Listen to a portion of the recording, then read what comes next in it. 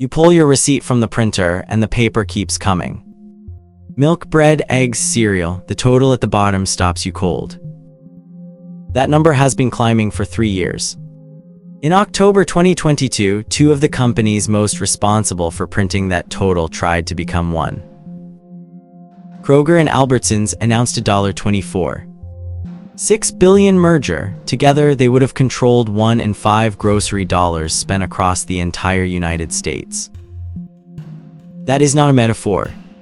That is 20 cents of every dollar your family spends on food, flowing through a single corporate structure. The Federal Trade Commission blocked it. In December 2024, a federal judge in Oregon issued an order stopping the deal cold. But the reason she stopped it goes deeper than a national market share number. In over 700 individual cities and towns across America, Kroger and Albertsons were not just big competitors. They were the top two. The only real choice, the merger would have collapsed that choice into one. The FTC's Henry Liu said it plainly in the agency's February 2024 press release. The acquisition would lead to additional grocery price hikes for everyday goods, further exacerbating the financial strain consumers across the country face today. Working families in specific ZIP codes, specific staples, bread, milk, eggs, the items with no luxury substitute. Here is what makes this more than a standard court case. The internal documents Kroger filed with regulators show the company mapped those markets before it signed the deal. It knew exactly which neighborhoods would be left with one realistic choice. The question is what it planned to do with that knowledge. On October 13, 2022, Kroger and Albertsons announced a deal worth $24.6 billion, including assumed debt. That number made it one of the largest retail mergers in American history. To understand what they were actually buying, start with the map. Kroger operates 700 stores across 35 states under banners like Kroger, Ralph's, Fred Meyer, and King Soopers. Albertsons runs 200 stores across 34 states under Safeway, Vons, Jewel-Osco, and Shaw's. Together, nearly 5,000 stores, 1 in 5 grocery dollars spent at traditional supermarkets in the United States. But the national number is almost a distraction.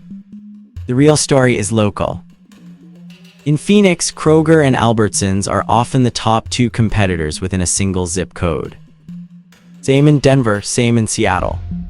The FTC identified over 700 local markets where these two chains compete directly, head-to-head as the dominant players. Merge them and that competition simply disappears. Not weakens, disappears. Then there is the private label question. Kroger store brands, simple truth. Kroger brand private selection generated over $28 billion in sales in fiscal year 2022. According to the company's own annual report, private label margins run significantly higher than national brands. More scale means more leverage with suppliers, lower input costs, and fatter margins on the exact products shoppers reach for when they are watching every dollar. This is where the math gets interesting. Scale in grocery is not just about buying power.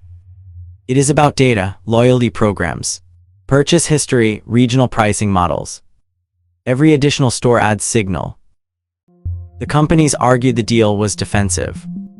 Rodney McMullen, Kroger CEO, testified in federal court in August 2024.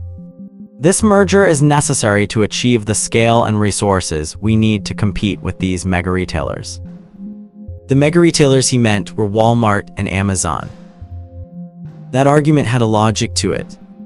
Walmart controls 26% of U.S. grocery sales. Amazon owns Whole Foods and runs a growing delivery infrastructure. Traditional supermarkets are genuinely squeezed.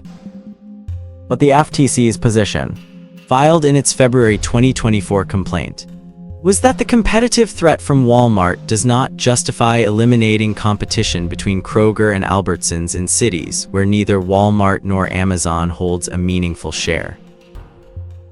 So the question the deal left hanging was this: if regulators were already skeptical, Why did two of the largest grocery companies in the country believe they could get it approved? And what exactly did they offer to make the problem go away? On February 26, 2024, the Federal Trade Commission filed a formal complaint in U.S. District Court in Oregon. Not a letter, not a warning. A lawsuit. The filing ran to dozens of pages. It named specific cities, Seattle, Denver, Phoenix, in each one. The FTC argued the same thing. After this merger, the combined Kroger Albertsons entity would face no meaningful grocery competition at all. Nationally, the combined company would operate 5,000 stores under nearly 24 banners. Their share of traditional grocery sales, 21%, $1 in $5. But the FTC's chief trial counsel, Susan Musser, argued the national number was almost beside the point. The real danger was local. In over 700 individual markets, Kroger and Albertsons weren't just competitors. They were each other's only serious competitor. Remove one and you don't have a duopoly. You have a monopoly on milk, on bread, on the weekly shop working families cannot skip. Henry Liu, director of the FTC's Bureau of Competition, said it plainly in the agency's press release that same day. Kroger's acquisition of Albertsons would lead to additional grocery price hikes for everyday goods, further exacerbating the financial strain consumers across the country face today. Kroger had an answer. On September 4, 2024. The company announced it would divest 579 stores to C&S wholesale grocers for $2.9 billion. Problem solved, they argued. The FTC was unconvinced. C&S is a wholesale distributor. It operates a handful of retail stores, handing it nearly 600 supermarkets overnight. The agency argued would not create a real competitor. It would create a distressed one. Federal trial began in Portland on August 26, 2024. 6 weeks of testimony, documents. Expert witnesses. Kroger's CEO testified the merger was necessary to fight Walmart and Amazon. On December 10, 2024, Judge Adrienne Nelson issued her ruling. Her words were precise. The evidence shows that the proposed divestiture is inadequate to mitigate the anti-competitive effects of the merger. The fix wasn't a fix. So why did Kroger believe a judge would accept it? And what did that decision cost Albertsons the very next morning? Here is where the story gets darker. The merger was still under federal review. Regulators were still examining whether 700 local markets would lose meaningful competition. Workers were still waiting to learn which stores might close. And Albertsons' board voted to pay out $4 billion to its own shareholders before the deal was done. The mechanism was a special dividend, $6.85 per share, approved while regulators were still deciding the company's fate. One of the primary beneficiaries was Cerberus Capital Management, the private equity firm that had controlled Albertsons for years. Cerberus did not build grocery stores. It bought them, loaded them with obligations, and now stood to collect billions before anyone knew whether the merger would survive. Washington State's Attorney General sued to stop it. The argument was direct. Stripping $4 billion from Albertsons during a regulatory review would gut the cash reserves the company needed to keep stores competitive. A court agreed. A temporary restraining order blocked the payout. But that lawsuit revealed something else. This was never purely about market concentration. The merger was also an exit, a mechanism for private equity to extract value from a grocery chain while ordinary shoppers and workers absorbed whatever came next. The numbers from Albertsons' own filings made it concrete. In the years leading up to the merger announcement, Albertsons had been cutting its capital expenditure budget. Fewer dollars for store renovations. Fewer dollars for equipment. The fluorescent lights flickering in the cereal aisle were not an accident. They were a budget decision. Workers felt it too. Wages at Albertsons stores lagged industry benchmarks even as the company generated billions in revenue. The people stocking shelves at 5 in the morning were subsidizing a transaction they had no vote in. This is what private equity does to a grocery chain on its way out. It does not invest in the next decade. It optimizes for the exit. The $4 billion dividend attempt made that visible in a way that no press release ever would. It put a number on who the merger was actually designed to serve. The question the next chapter answers. When Judge Adrian Nelson finally ruled in December 2024 and the deal collapsed entirely, what happened to the workers, the stores, and the billions already extracted? Here is what that ruling actually changed and what it did not. The FTC's December 2024 injunction stopped one merger. It did not stop the underlying pressure. Grocery consolidation has been building for 2 decades.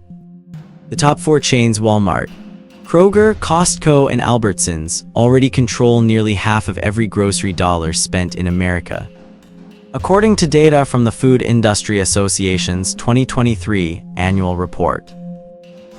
The pressure on your receipt comes from local market structure, not national market share. Nationally, Kroger and Albertsons held 13% of U.S. grocery sales combined, but in over 700 individual cities. They were the top 2 competitors. That local overlap is where prices are actually set. Here is the first concrete thing you can do. Look up how many distinct grocery banners operate in your ZIP code. Then check who owns them. Safeway, Vons, Jewel-Osco, Shaw's, all Albertsons. Ralph's, Fred Meyer, King Soopers. All Kroger. The names feel like competition. The ownership structure tells a different story. Second, watch your private label share. When a store sells you its own brand, it captures the full margin. Academic research published in the Journal of Marketing Research found that private label penetration rises measurably in markets with reduced grocery competition. More labels, fewer real choices. Third, the FTC merger filing database is public. It is updated regularly. The next attempt at consolidation will appear there before it appears in headlines. The receipt you pulled at the start of this video was not random. Every price on it reflects a local market structure that took years to build. Quietly, legally, one acquisition at a time. The number at the bottom does not change because of luck. It changes because of who is left standing in your neighborhood. You know exactly how to read it. If this changed how you see the world, subscribe. A new fact-driven episode every day.